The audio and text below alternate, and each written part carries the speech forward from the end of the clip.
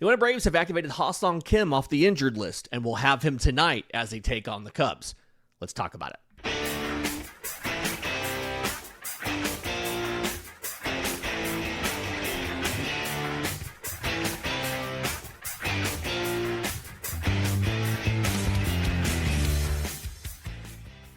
Yes, welcome on into Braves Today, part of the Believe Podcast Network and presented to you by FanDuel. I'm your host, Lindsay Crosby, author of the Braves Today newsletter over at bravestoday.com. Braves are preparing to start a 3-game series against the Cubs tonight in Truist Park. I want to talk about the pitching matchups, what to know about the Cubs, and how this is, in some ways, a better test for the Braves than the Dodgers were. But before we do that, shortly after I finished recording yesterday, as is tradition, the Atlanta Braves made some roster moves. They announced that they were returning Ha-Seong Kim from his rehab stint, activating him off the injured list, and the corresponding move was Eli White to the concussion IL. We talked about Eli White yesterday. Again, by the time the show aired, that move had already happened. But when we recorded, I talked about we didn't know the outcome for Eli White. He is on the concussion IL. He will be out a minimum of 7 days and will have to clear concussion testing to return. So that injury coming up at the same time as Kim coming back means that for right now, Kyle Farmer and Jim Jarvis still have jobs. I do feel like as of now, the writing is on the wall, though, and we can discuss it, but I think that one of those guys is going to go for Ronald Acuna Jr., and the other one's going to go for Eli White. You're probably in a situation, I would imagine the first outfielder that comes back, Jim Jarvis, is probably the corresponding move. He gets optioned down to Gwinnett so that he can go back to playing every day. And then Kyle Farmer, who's also working as the backup catcher, and that might be important with the uncertainty around Sean Murphy. Kyle Farmer's probably the last one to go. When the other of the two, I assume Ronald comes back first. My thought process is probably the end of this Cubs series. He's eligible on Wednesday. The only real information we've gotten on this comes from Mark Bowman of MLB.com, who says that Ronald is probably not coming back on the first day he's able to. It kind of felt like it was informed speculation, if that makes sense. So we'll see what happens there.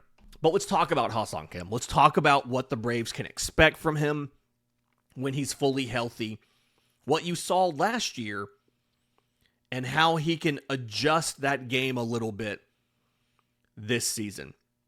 Because when you look at Ha-Seong Kim, I think a lot of the conversation is around his two most productive seasons, 2022 and 2023. And I know that there's the whole juiced ball conversation of 2023 and the Braves hacking PitchCom and all of that. Kim's numbers in those two seasons are surprisingly similar with like one notable difference. 2022, 150 games. He had a 708 OPS with 11 home runs and 12 stolen bases. The next year, going from the primary shortstop to more of a full-time utility role, one where he won the utility Gold Glove, Kim had 17 homers and 38 stolen bases. For the two seasons combined, it was a 106 OPS plus. He hit 256 with a 391 slug, a 729 OPS. Last year for Atlanta, after he joined the Braves off of waivers, Kim hit 253. Now, the big difference here, his on-base was lower, his slugging was lower. He explicitly talked to Korean media about how he was not trying to steal bases in an effort to stay healthy because he was coming back from the shoulder issue, but he had hamstring and back problems during his rehab stints with Tampa Bay. Ended up only playing 24 games for them, and they weren't very good games. Hit 214, on base was below 300, slugging was like 321. Not good games for Tampa. The Braves did get better production out of Kim than than Tampa did. And so when I'm looking at the expectations for counting stats, when I'm looking at the expectations for average and all of that, I kind of lean more towards the 2022 version of Kim than the 2023. And I think reason one is Kim played shortstop all of that year. And we don't really talk about this, But the three positions that take the most physical toll on your body are all up the middle. It's catcher, it's shortstop, it's center field. Catcher is kind of obvious. It's the squatting, it's your knees, it's the foul tips. If you're Sean Murphy, it's getting hit in the hand by a baseball bat. We all know the toll that catcher takes, especially in the summer. Center field is a lot of running. I remember there was a conversation with a player back when I was doing some freelance work on the Mets. I remember with Brandon Nimmo talking about how he was playing more corner outfield than center. One, in acknowledgement of his age, but two, the team had tracked activity. They had tracked distance covered. And when he played center field, he was running about 2.5 times as far during a game, distance-wise, as when he played a corner. And so acknowledging the extra stress that shortstop is going to be versus the utility role where you're playing second, you're playing third, you're playing short like Kim did in that best of his season in 2023, I would imagine you're going to see one of two things. Either one, the Braves try to find ways, especially early, to maybe not make Kim play 5 games in 5 days or 6 games in 6 days at shortstop or whatever. I don't know if that looks like giving him a day off. I don't know if that looks like trying to give him a day at a different position and give, like, say you DH Austin Riley and you let Kim play third. I don't know what that necessarily looks like, but I feel like that's one outcome here. Is Atlanta just says, hey, we need to be a little more mindful. Maybe it's something where Kim's historically been better against lefties than righties in his career. 229 batting average, 667 OPS against righties, 270 average, 779 OPS against lefties. Maybe it's something where they give him a day off when there's a righty on the mound and just a little bit of a load management thing. Who knows? That's option one. Option two, what I feel like we can expect from Jorge Mateo is production closer in line with that 2022 season, right? Maybe not running as much. I don't think he was 12 for 14 on stolen bases that year. I want to think that he can get to 15, maybe 20 if he's fully healthy, but I don't think the 38 of 47 season of 2023 is necessarily in the cards. One, that was 152 games. He's coming back, obviously, for Atlanta a lot farther, like a lot later in the schedule. You know, the Braves have already played 41 games. The most he can get here is 121. I feel like counting on anything more than 15 steals is maybe a bad idea. And homer production. He had 11 in the shortstop season. He had 17 in the utility player season. And then in 24, he was playing shortstop and his homer production was a little better, right? He had 11 home runs in 121 games. 10 to 15 is probably doable. He did steal 20 bags that year. A 15-20 season, I think we'd be happy if you got a 15-20 season out of Ha-Seong Kim, since he's coming in 1/4 of the way through the schedule. I expect the defense, for the most part, to be fine. And that's acknowledging that he's historically been pretty good defensively. Last year, he was a below-average defender. And I do think a lot of that comes back to returning from the injury, kind of getting ramped back up, not being fully healthy, trying to stay healthy with a back and a hamstring and all of that. I am really curious to see where his arm strength comes in. Because the year before he got hurt, playing shortstop, he averaged 88 miles an hour on his throws. That was the way that arm strength is calculated in StatCast. They take the top 5% of your throws to eliminate the non-competitive situations. I think you have had to do like 100 or 75 throws to qualify for the board. They take your hardest 5%. 2024, before the shoulder injury, 88 miles an hour. Healthy, good number. 2025, down to 83.7, which took him from above average to barely average. I think he was like 45th percentile. So I'm going to be watching for the arm strength. I don't know how long it's going to take him to lock it at the plate. I just don't really think we have an idea of what that process is going to look like for Ha-Seong Kim.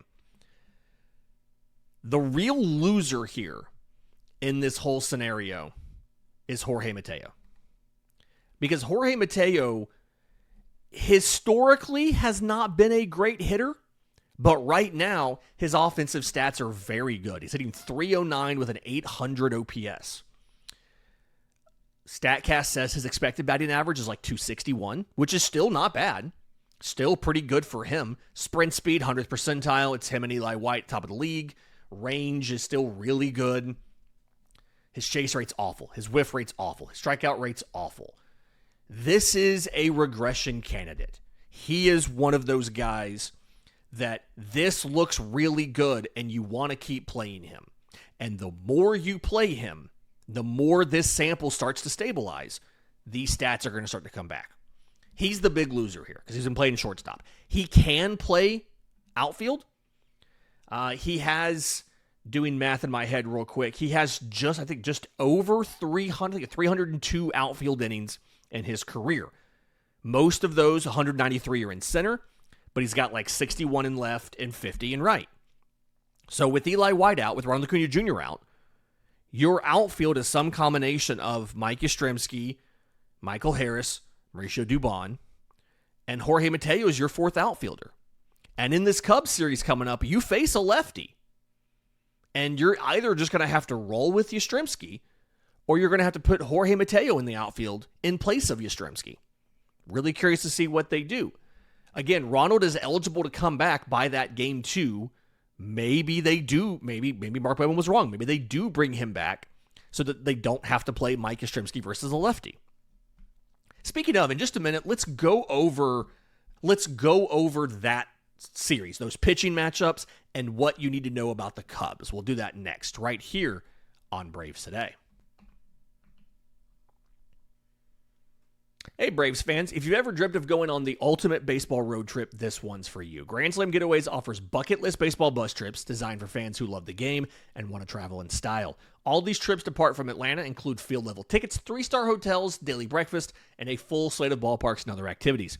Each trip includes at least 2 Braves road games, plus appearances by former MLB players, giveaways, and fun side trips to places like the Louisville Slugger Museum, the Bull Durham filming locations, and more. Whether you're retired, a baseball nut, or looking for a parent-child summer adventure, this is a stress-free way to hit the road with fellow fans. There are 2 remaining trips to choose from, June to the Midwest and July to the Northeast, and these are all timed to match up with some Braves road games. So reserve your spot now with a small deposit. Head to grandslam-getaways.com to make this summer a Grand Slam. Check it out now, grandslam-getaways.com, to let the baseball adventure begin. Okay, so Braves versus Cubs, 4-3. What do you need to know about the Chicago Cubs? I think the very first thing that comes up when you look at this Cubs team, 27-14, they're in first place in the NL Central, and they have been very good recently. Last 10 games, 8-2. Last 20 games, 15-5. Last 30 games, 22-8.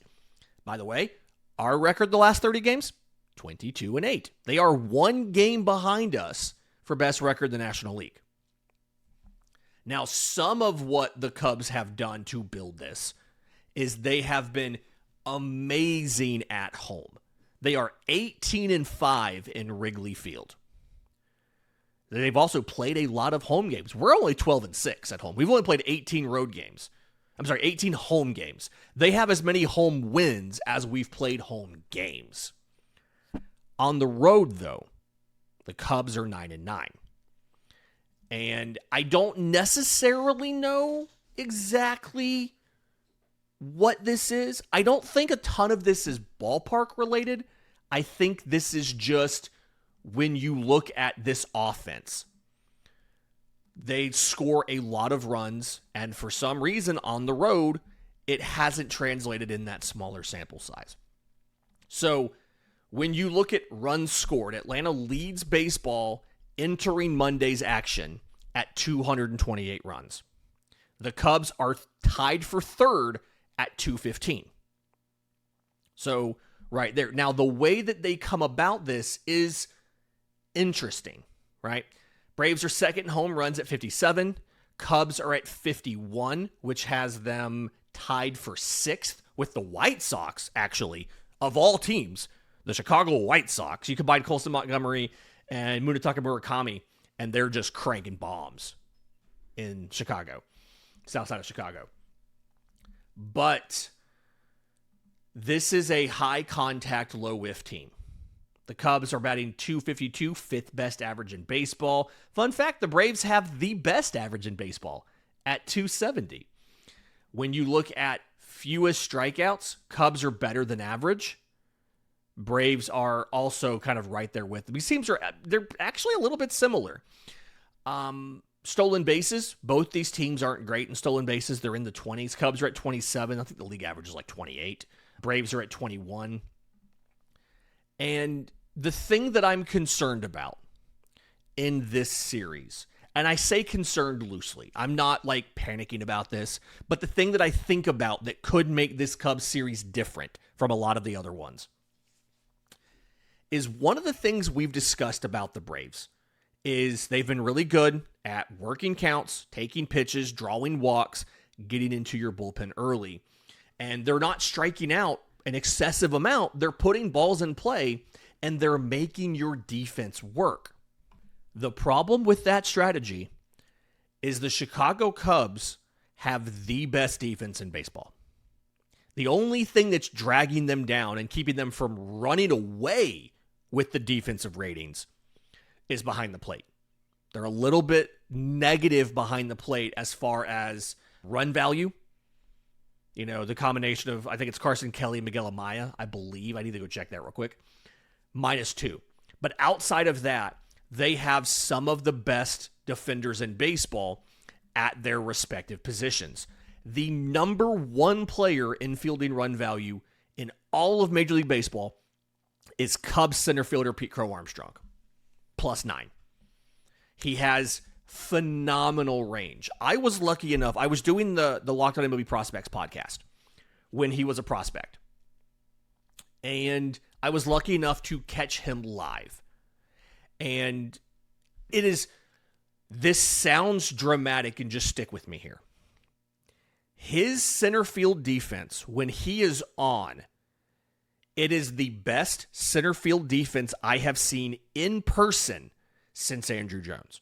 I'm not saying he is as good as Andrew Jones. I don't think anybody is as good or even in the same orbit as Andrew Jones. But when PCA is on defensively, he is the best defensive outfielder in baseball. So up the middle, fantastic defense. Tied for fourth in all of baseball in fielding run value, second baseman Nico Horner. He is a shortstop playing second base, and he's only playing second base because of Dansby Swanson. And Dansby Swanson has won a Gold Glove in Chicago. He's actually not absurdly dominant defensively in the metrics right now, but I think we all know who Dansby Swanson is, and we can all appreciate how good Dansby Swanson is. The best first baseman in baseball when it comes to defense by fielding run value. American League is Wilson Contreras, who's a converted catcher, so that's amazing. National League is obviously Matt Olson. The next first baseman, Michael Busch of the Cubs. Alex Bregman is also not rated amazingly, just like Dansby Swanson. I think we all know the reputation of Alex Bregman and how good he can be defensively. He's also like Exhibit A as to you don't need an amazing arm to be a third baseman, especially on plays where you're charging in. You cut the distance of the throws. Bregman doesn't have a great arm, and yet he is still a very good defensive third baseman. Again, the ratings don't love him this year, but I think we all know his quality on defense. And so, like, this is not an easy team to just rely on batted balls.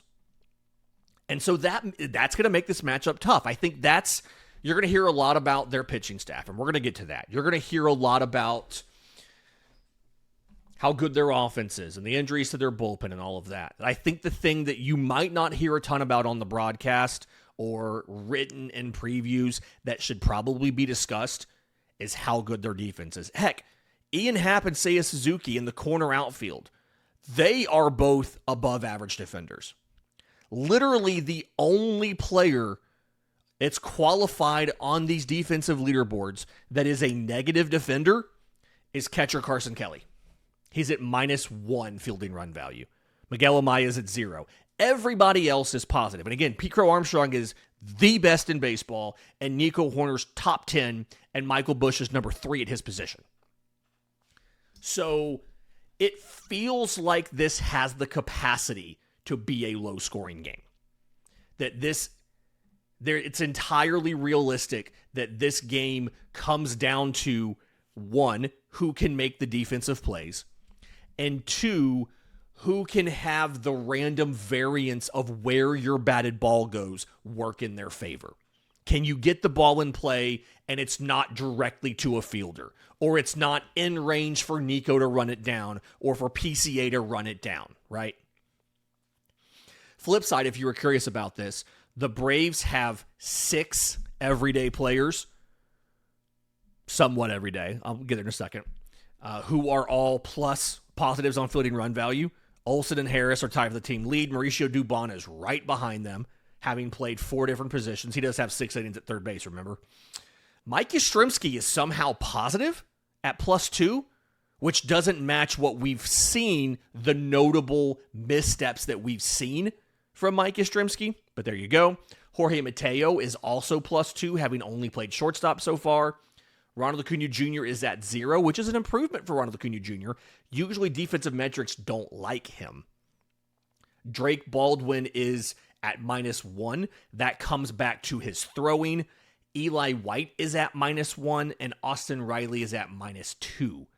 And that comes down to his range and some of the defensive errors. So the Braves are also a good defensive team.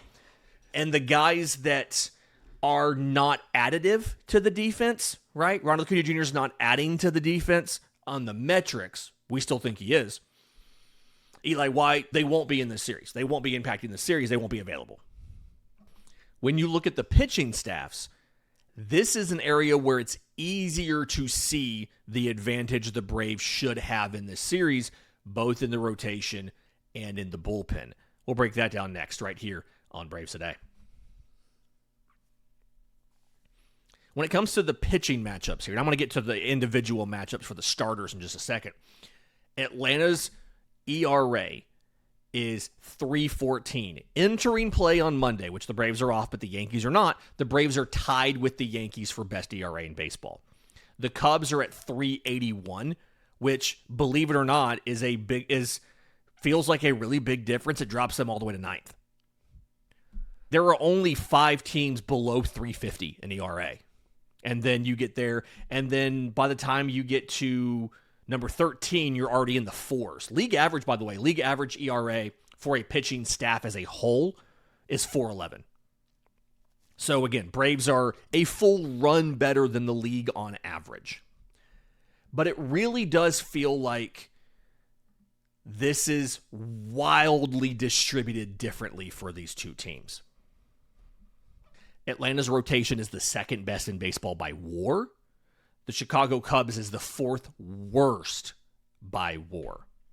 When you look at the bullpens, Atlanta's bullpen is 9th in WAR. The Cubs bullpen is bottom 3rd in the league. They're 22nd out of 30 teams.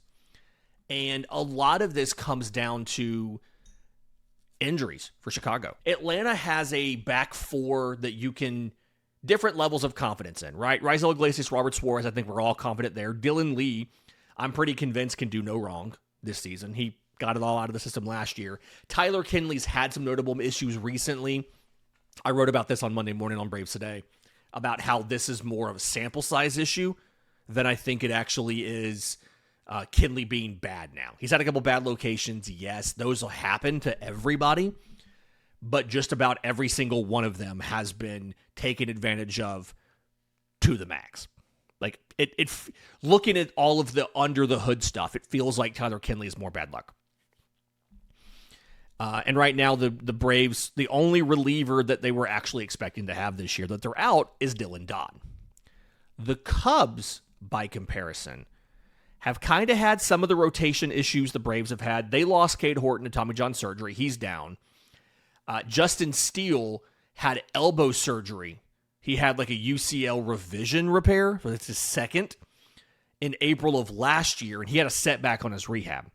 Jordan Wicks went down with an elbow issue in February, and then Matthew Boyd went down literally last week with a torn meniscus in his knee. And the way that it happened for him was playing with his kids. Wasn't baseball stuff. It was playing with his kids. Tell me you're 35, Matthew Boyd, without telling me you're 35. So they're down 4 starters. We know the feeling. They're also down 5 relievers. Now, some of this they knew, right? They signed Shelby Miller in February, knowing that he had Tommy John surgery last October. They knew they wouldn't have him. But in the month of April alone, they lost 4 different relievers. Hunter Harvey went down with a triceps issue in early April. He's still not back. Porter Hodge went down there was 1 week where they lost 3 relievers in the span of 4 days. On April 20th, Porter Hodge had Tommy John surgery. On April 23rd, they lost 2 lefties. Riley Martin to a sprained elbow and Caleb Thielbar to a strained hamstring. And so this bullpen is kind of a mash unit. A lot of these guys they signed on like minor league deals or small deals in the offseason. Jacob Webb, Phil Matone. They signed Trent Thornton in January. They grabbed Ryan Rollison, a lefty off of waivers in January. Like a lot of these guys were lesser heralded guys that they're having to lean on for meaningful innings. And like the reason they lost Wednesday's game, the reason they almost lost Wednesday's game, I forgot, they swept the Reds in a 4-game series. They walked the Reds off in 3 of them, was they blew a save. Hobie Milner blew the save, and they had to come back and rally and walk it off. And so Atlanta has the bullpen advantage here. I can't say Atlanta has the defensive advantage. And when you look at offense, I'm not convinced Atlanta has the offensive advantage. They've got a bunch of guys with really good stats. Seiya Suzuki has a 162 WRC+. Ian Happ has a 139. Carson Kelly, the reason he's in there despite the bad defense, he has a 124. Nico Horner has a 122. The only guys that really aren't performing for them, Alex Bregman has a 91. Dansby Swanson has a 97. And Bregman especially is one of those guys that makes his teammates better just by his presence. So he's probably still doing something for them. I'm not 100%, there's not a ton of weak links in this lineup. PCA is like a 99 WRC+ right now. He strikes out way too much still, but he's also the type of player that can just take over a game if he's hot. And so I'm not convinced you have an advantage in the rotation here. I'm not convinced you have a defensive advantage. You have the bullpen advantage. The question is going to be, can you get these starters out of the game to get there? I think some of them you can. I think some of them you may struggle. Tuesday night is the game that feels like it's the most up in the air. Braves Today sponsor FanDuel has Atlanta favored on the money line. Grant Holmes versus Colin Rea. And this is one Rea struggled this year. He has an ERA over 4, but he's also 4-1 because the team's been really good. They're winning his starts, despite the fact he's given up runs because that offense has been so good. Grant Holmes has a 4.34 ERA. They're in the same boat. And I feel like that's the biggest toss-up game of all 3 of them. Wednesday, you like J.R. Richie? He's been walking that tightrope really well. I'm still waiting for him to take that next leap and miss more bats. But he's also matched up against lefty Shota Imanaga. Shota's been fantastic this year, 4-2, 2.28 ERA. A lot of the underlying numbers are in the same ballpark too. He's been doing really well. And so, like, the Braves, I don't have the FanDuel odds for that game yet, I don't think. But the Braves likely aren't going to be favored on Wednesday to win. But then Thursday, they absolutely are. It doesn't matter how good Ben Brown has been, and he's been really good, 1.82 ERA. Doesn't matter how good Ben Brown's been, you have Chris Sale on the mound. And whenever you have Chris Sale on the mound, you absolutely have an opportunity to win that game, and you should be expected to win that game. And last Friday in LA, they outplayed the Dodgers on batted ball quality and all of that, and just couldn't get stuff to fall, especially with runners in scoring position, and they lost. But again, if you replay that game 10 times, they probably win more than 5 of them. So, like, you can see a path to a winning series here, to go 2-1. I feel like Tuesday's the big toss-up game. Tonight's the big one we don't necessarily know about, because I don't know what you're going to get from Colin Rea, and we definitely don't know what you're going to get from Grant Holmes. Thankfully, Atlanta's pen is rested. If they have to pull Grant early, which would not be the first time it's happened, they can do that and go to the pen. The question would then be, can you get length out of J.R. Richie on Wednesday and still be in the game, so that you can not have to ride those relievers, those leverage guys really hard? The good news, though, if you do have to ride your leverage relievers hard for Tuesday and Wednesday, Chris Sale's going on Thursday. And usually, with the exception of that Angels start, he's been going pretty deep into games, and you haven't had to cover too many innings with your bullpen. So I like the Braves in this series. They could easily go 2-1, but we're going to see what actually happens, obviously starting tonight. Programming here on this, we're going to have the scouting report will be this afternoon. I always do those live as soon as the lineups come out. They talk about both teams' lineups, obviously, but the pitchers, more specifics than just here's their ERA and some basics about them, right? We go into pitch mix. We go into sequencing against lefties and righties.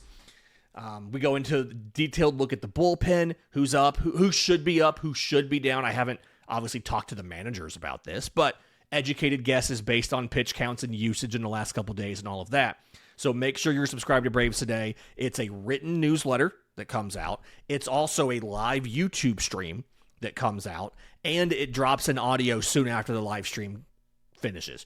10 to 12 minutes, not a lot of your day, but it's a great way, I think, personally, to get caught up on what to expect that night and just look like the smartest baseball fan in the room when you're watching the game with your friends. So make sure you check that out. That'll do it for Braves Today. Please like the video. Please subscribe. We'll see you next time on Braves Today.